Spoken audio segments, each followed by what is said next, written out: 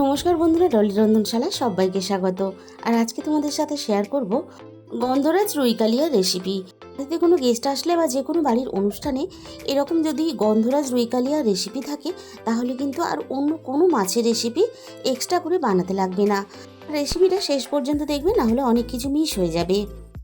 আমি প্রথমে রুই মাছের মধ্যে স্বাদ মতো লবণ দিয়ে দিলাম, আর এখানে দিয়ে দেবো হাফ চামচের একটু কম হলুদ গুঁড়ো, আর দিয়ে দেবো এখানে একটা গ্রেটারের সাহায্যে আমি গন্ধরাজ লেবুর উপরে যে সবুজ অংশটা এইভাবে অল্প অল্প করে ঘষে আমি এখানে দিয়ে দেবো।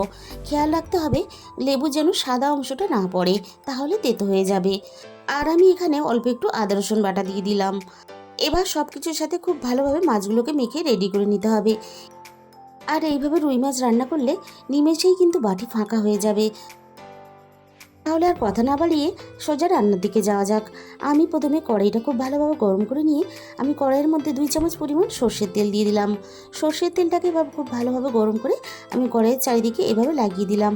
আর এই রান্নাতে কিন্তু একেবারেই খুব বেশি তেল দিয়ে মাছ ভাজা যাবে না, কারণ মাছের মধ্যে যে মশলাগুলো দেওয়া আছে, তাহলে অনেক পরিমাণে তেল দিয়ে মাছ ভাজলে মশলাগুলো তেলের সাথে মিশে যাবে, আর মাছের গায়ে একটু কিন্তু মশলা লেগে থাকবে না। তাই একটু সময় দিয়ে মাছগুলোকে অল্প তেলেই ভেজে নিতে হবে। আর এই রান্নার জন্য কিন্তু মাছগুলো খুব বেশি একেবারে লাল লাল করে মুচমুচে করে ভাজার দরকার নেই। অল্প একটু লালচে হবে, এরকম করেই নরম রেখে মাছগুলো ভেজে নিতে হবে। মাছগুলোকে আমি এরকম একটু নরম করে লালচে করে ভেজে নিয়েছি। এর থেকে কিন্তু আমি আর বেশি ভাজছি না। এবার আমি সমস্ত মাছগুলোকে কড়াই থেকে নামিয়ে নেব। ওই একই তেলের মধ্যে আমি এবার আরও একটু পরিমাণ মতো সর্ষের তেল দিয়ে দিলাম। যেহেতু এটা মাছের কালিয়া, তাই কিন্তু সর্ষের তেলের পরিমাণটা একটু আমি এখানে বেশি দিলাম। তেলটা খুব ভালোভাবে গরম হতে এখানে আমি একটা বড় সাইজের পেঁয়াজ বাটা দিয়ে দিলাম।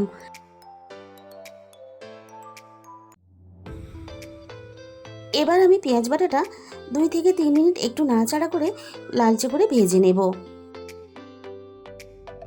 পেঁয়াজটা একটু লালচে করে ভেজে নেওয়ার পরে এখানে আমি দিয়ে দিলাম 3টে চেরা কাঁচা লঙ্কা, আর আমি এখানে দিয়ে দিলাম পরিমাণ মতো আদা রসুন বাটা। এবার আমি পেঁয়াজ, আদা রসুন, কাঁচা লঙ্কা সব কিছু একসাথে 2 থেকে 3 মিনিটের মতন আবারও নাড়াচাড়া করে সব কিছু কষিয়ে নেব। এতে আদা রসুনের কাঁচা গন্ধটা চলে যাবে, আর কাঁচা লঙ্কার একটা সুন্দর গন্ধ কিন্তু রান্নার সাথে মিশে যাবে। আমি সব কিছু একসাথে নাড়াচাড়া করে একটু কষিয়ে নিয়ে এবার আমি এখানে একটা মাঝারি সাইজের টমেটো কুচি দিয়ে দিলাম,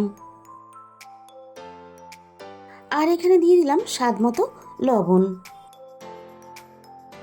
রান্নার নামটা শুনলে আমাদের কিন্তু সবারই মনে হবে যে বিশাল কিছু রকম মশলার আয়োজন করে তবে কিন্তু এই রান্নাটা করতে হবে। আর রান্নাটা যখন তোমরা শেষ পর্যন্ত দেখবে, তখন তোমাদের মনে হবে আমি আগে কেন এই রান্নাটা জানতাম না। সব কিছুর সাথে নাড়াচাড়া করে কষিয়ে নিতে নিতে দেখো টমেটোটা বেশ আগের থেকে অনেকটা নরম হয়ে গেছে। এবার আমি এখানে একে একে মশলাগুলো দিয়ে দেবো। দিয়ে দিলাম এখানে হাফ চামচ পরিমাণ হলুদ গুঁড়ো, আর দিয়ে দিলাম হাফ চামচের একটু কম ঝাল লঙ্কার গুঁড়ো। যেহেতু আমি রান্নাতে চেরা কাঁচা লঙ্কা ব্যবহার করেছি, তাই গুঁড়ো লঙ্কার পরিমাণটা আমি কম ব্যবহার করলাম। আর এখানে দিয়ে দিলাম 1 চামচ পরিমাণ ধনে গুঁড়ো। এবার আমি সামান্য পরিমাণ, যাতে না মশলাটা পুড়ে যায়, তার জন্য জল দিয়ে দিলাম। সব কিছু আমি খুব ভালোভাবে নাড়াচাড়া করে একসাথে কষিয়ে নেব। আর মশলাটা আমি ততক্ষণই কষাবো যতক্ষণ না মশলা থেকে তেল ছেড়ে বেরিয়ে আসে। আর এই রান্নাতে অবশ্যই একটু চেরা কাঁচা লঙ্কার ঝাল ব্যবহার করবে। কাঁচা লঙ্কা আর গন্ধরাজ লেবুর গন্ধ একসাথে মিশে গিয়ে রান্নার স্বাদ হয় জাস্ট অসাধারণ। মশলাটা আমি খুব ভালোভাবে কষিয়ে নেওয়ার পরে মশলা থেকে তেল ছাড়তে শুরু করে দিয়েছে। আমি এবারে এখানে 1 গ্লাস পরিমাণ জল দিয়ে দিলাম। সেটা যেহেতু সিদ্ধ হবে, তাই জলের পরিমাণটা একটু কম মনে হয়েছিল, তাই একটু জল দিয়ে দিলাম। এবার সব কিছু একসাথে নাড়াচাড়া করে খুব ভালোভাবে মিশিয়ে এবার আমি ঝোলটা ফুটে ওঠার জন্য অপেক্ষা করব। ঝোলটা এদিকে ফুটতে থাক, এবার আমি একটা মশলা বানিয়ে নেব। একটা ছোট বাটির মধ্যে আমি হাফ চামচ পরিমাণ কালো সর্ষে নিয়ে নিলাম, আর হাফ চামচ পরিমাণ এখানে হলুদ সর্ষে দিয়ে দেব। আমি এবার এটাকে শিলপাটায় বেটে নেব।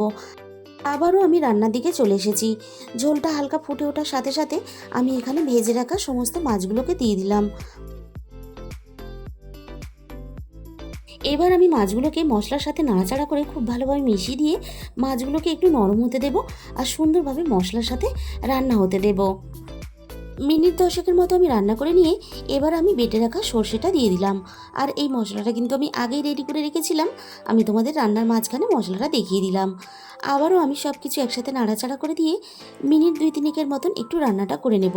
আর এখানে কিন্তু শেষ নয়, স্কিপ করে যেও না। তাহলে কিন্তু আরও কিছু মিস হয়ে যাবে।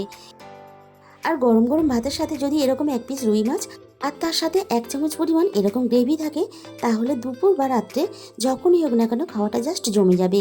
আমি গ্যাসের ফ্লেমটা পুরোপুরি বন্ধ করে দিয়ে আবারও আমি গন্ধরাজ লেবু এইভাবে খোসাটা উপর থেকে গ্রেট করে দিয়ে দিলাম।